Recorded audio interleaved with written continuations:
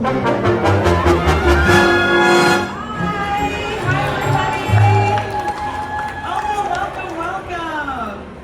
to Imagineering Behind the Dreams. Gather round, come close. We are here on center stage. We're getting ready for another incredible presentation. This time we are talking about interior design. So, interior designers affect the look and feel of all Disney experiences, including theme parks, restaurants, retail shops, theater, attraction queues, cruise ships, and hotels.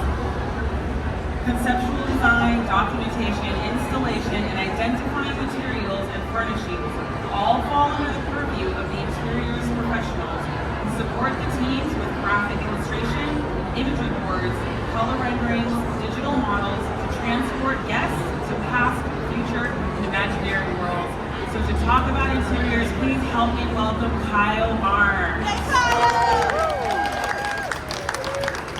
Kyle is the Principal Materials Resource Specialist with Walt Disney Imagineering for more than 30 years.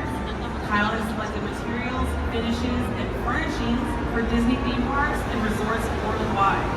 Additionally, he was the interior designer for several projects: Red Rockets, which supported Disneyland, the remodel of Disneyland Space Mountain, Star Tours, the adventure continues at Disneyland, Hollywood Studios, and Tokyo Disneyland, Test Track and Soarin' at Epcot, and the Celebration Wish and Discover hotels at Tokyo Disney Resort.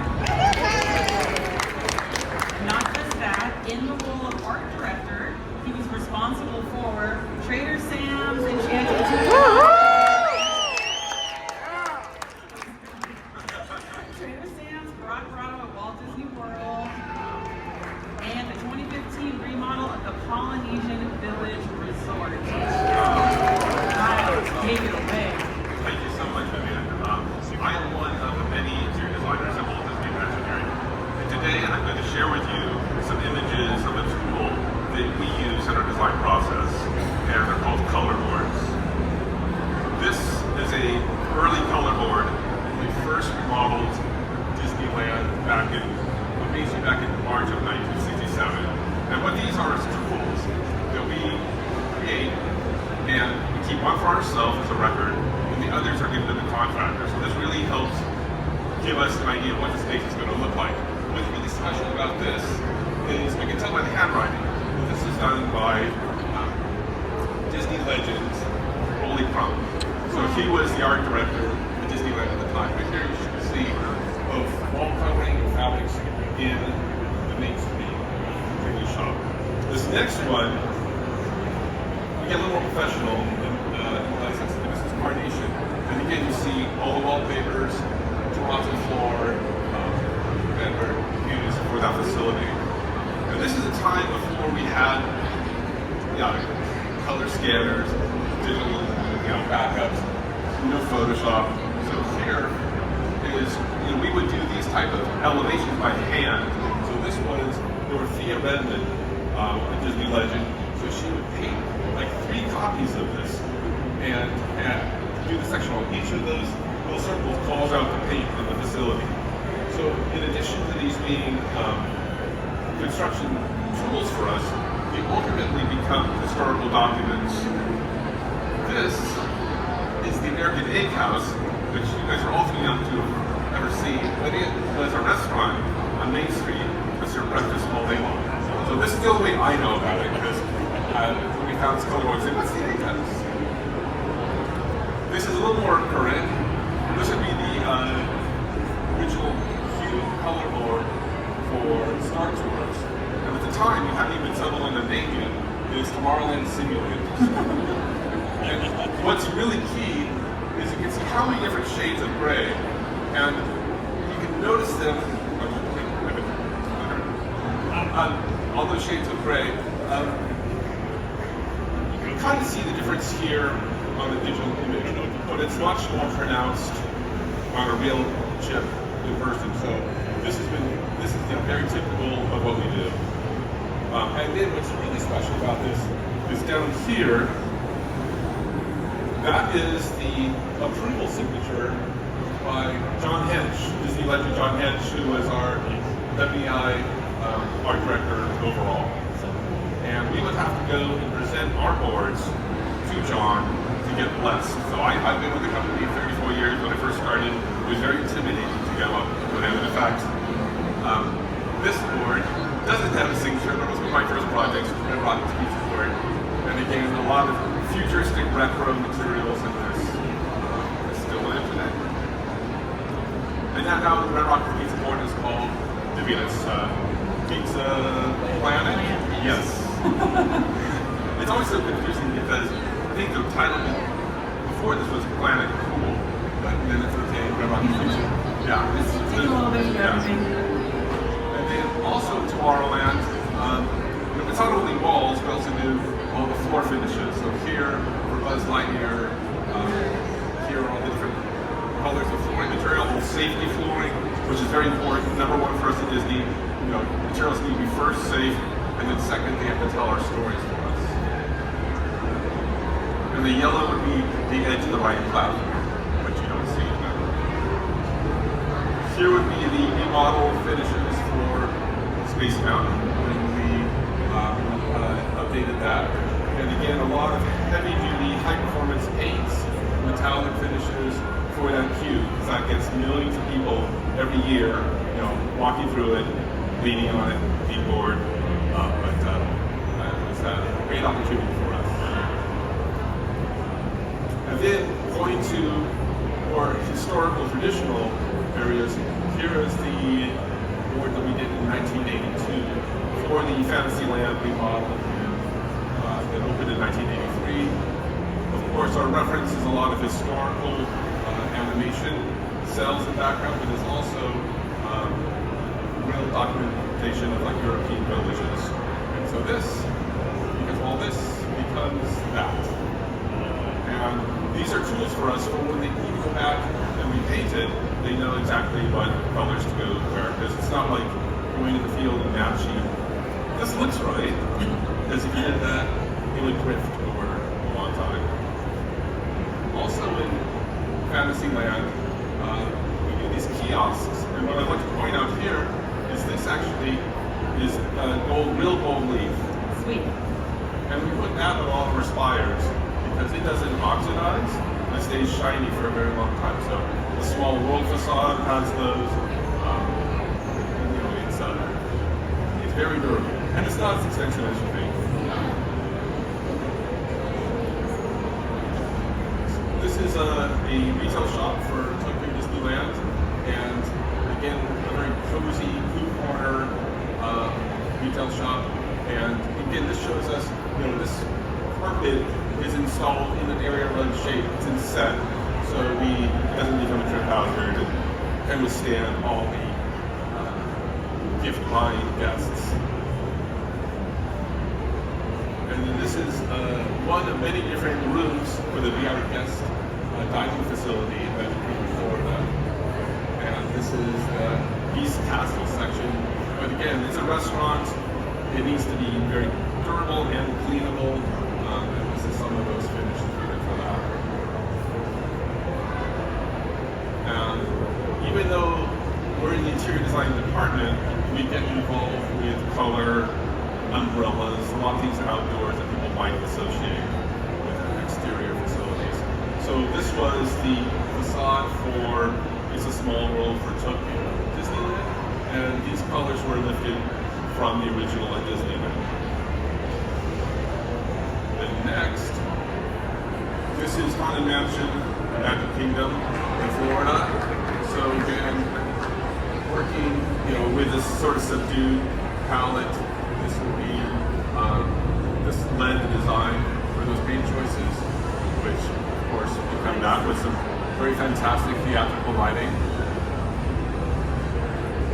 And this is the first room you enter in, the second room in Haunted Mansion. This is the stretchy room, and that's the wallpaper that was originally installed. You have the three carpet colors, the ones that sort of demark the dead center of the room. And so this is Walt Disney World, and this is also Walt Disney World. And this is the first sort of documentation the very famous on-a-magic wall covering designed by Tanya Norris, who was inspired by Rolly Crump's Museum of the Weird. And that's hand painted, right? That's hand painted. That's hand silver paint. You can't tell silver in a digital photo. But this next slide is similar, different part of the wall covering, but this is Disneyland. So both Magic Kingdom and Disneyland were designed at the very same time in tandem.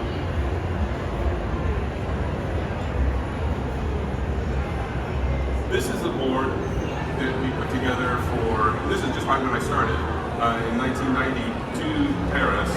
This would be the Pirates of the Caribbean attraction.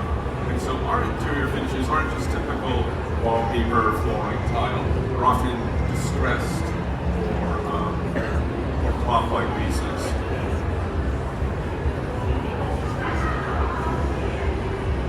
Here is another example of that. This is a carved bamboo relief that we then instruct, this is the base coat, this is the top coat. And again, these all go to the contractor and we make sure their samples match what we gave them. Same thing with stencils. These working on our graphics department, they create the stencils and then we show the contractor how to actually install them. Back more in the real world, this is Epcot Center, this is the Japan Pavilion, and here's a good example. It's hard to tell the difference between all these grays in a photo, and this was, of course, this was led by John Hench. This was playing with the theory of atmospheric perspective, which means the colors that are further and farther away from you get lighter, so these roofs will be painted lighter, and the lower ones will be darker, so that sort of tricks the eye to make the building seem even bigger than it is. Tricks of the trade.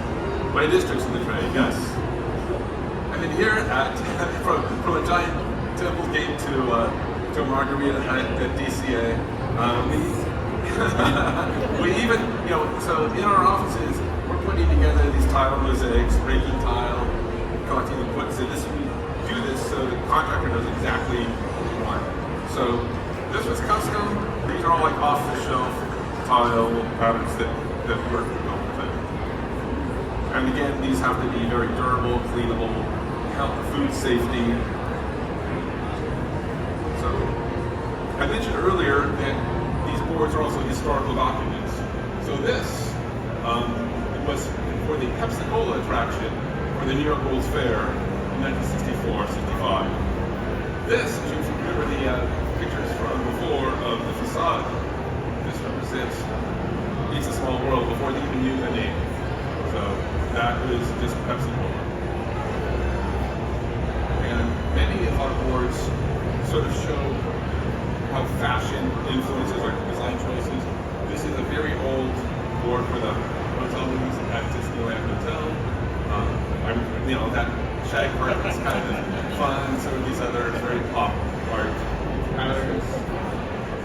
So that's what we used to do in color boards. Now with technology, we're going more towards digital. So this would be a restroom design I work for Fantasy Springs. Again, combining wood, porcelain tile with solid colors. And then here's how we document Star Tours today. Again, Photoshop makes it a lot easier. It's almost like coloring in images. But this isn't always the solution. Like I said earlier, sometimes we have too many grays or subtleties that don't reproduce well. So here was Galaxy's Edge, where we had all these different gray colors, and we had to really show exactly what they were, because these were all approved by ILM, and we needed. So this was a real color board, not digital. Here is for Toy Story Mania. This is what the current type of digital boards look like. All different colors. Here is the creative director, Chuck Bolin, did this map, and then I translated it into Brazilian flooring. That's what those are. That we then custom cut out to create that. So that's how, in the queue, we can specify all the stuff that a contractor can buy and give those directions. And I will leave you with this quote from John Hench that inspires us to this day. Thank you very much.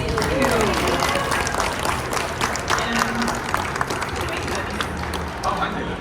You made it. I love that even when you're making something, Oh, yeah. you're still going to put John Hench's Oh, approval yeah. on Well, it. he was long gone, but he was definitely an influence.